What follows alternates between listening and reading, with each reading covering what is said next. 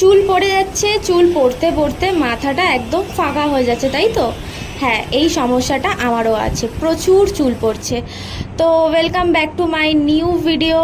তো আমি সেদিনকে চুল পড়ে যাচ্ছে সে কারণে আমি স্পাটা করাতে গেছিলাম। আমি স্পাটা করার চেষ্টাই করি।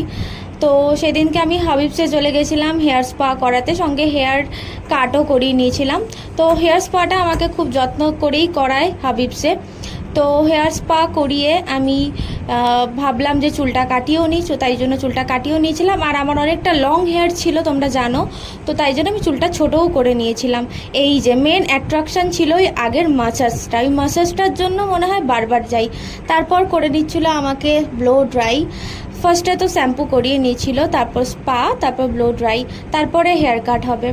থ্যাংক ইউ সো মাচ আমার ভিডিওটা দেখার জন্য। প্লিজ সবাই লাইক, শেয়ার, কমেন্ট করে দিও এবং সাবস্ক্রাইব। Thank you.